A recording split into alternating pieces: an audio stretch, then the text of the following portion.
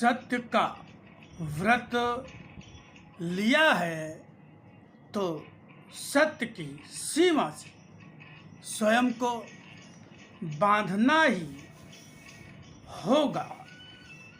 अपने मैं में तुम डूबे स्वयं को भी तो नहीं जानते कि वास्तव में तुम क्या हो।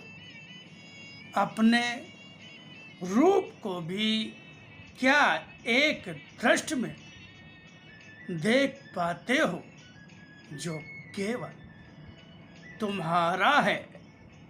अपने भूत, भविष्य और वर्तमान में भी सब कुछ नहीं जानते जो है, फिर किस लिए अपने आप को अपने मैं में पहचानते हो।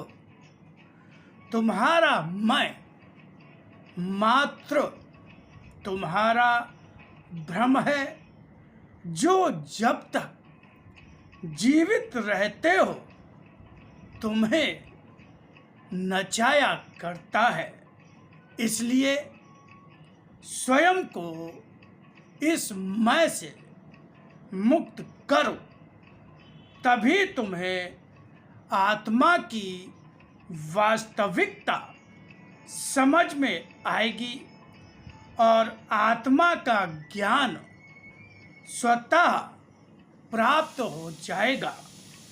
शरीर को दिया हुआ यह मैं का नाम है उस ढेर का जो केवल मिट्टी है, अन्य कुछ है ही नहीं। मिट्टी ही तुम्हारा भूत, वही तुम्हारा वर्तमान और वही तुम्हारा भविष्य है।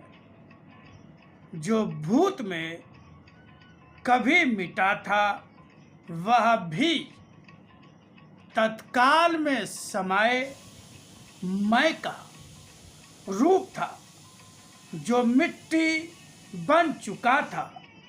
वर्तमान में भी तुम जो हो वह केवल मिट्टी का ही बना हुआ एक ऐसा रूप है जो चलता फिरता बोलता दिखाई दे रहा है। और भविष्य वह नहीं कि तुम्हारा जीवन कितना सुखी, कितने ऐश्वर्य और संपन्नता का स्वामी होगा। वास्तविक भविष्य तुम्हारे शरीर का रूप मिट्टी ही है।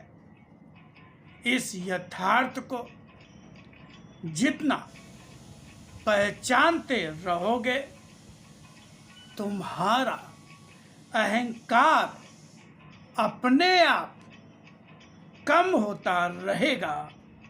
आसक्तियां अपने आप क्षय होती रहेंगी।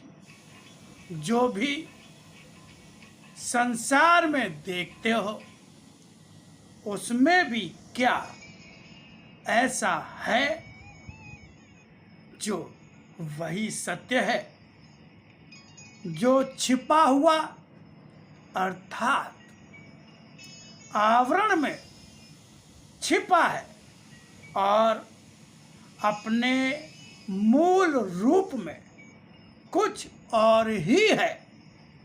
वह असत्य के अतिरिक्त अन्य कुछ नहीं।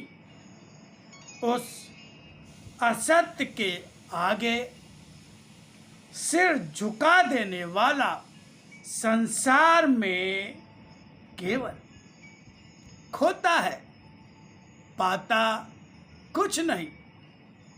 असत्य में सत्य को पहचान पाना मुश्किल होते हुए भी असंभव नहीं होता। असत्य रूपी शरीर में सत्य रूप में छिपे 5 तत्व ही सबसे बड़ा सत्य है।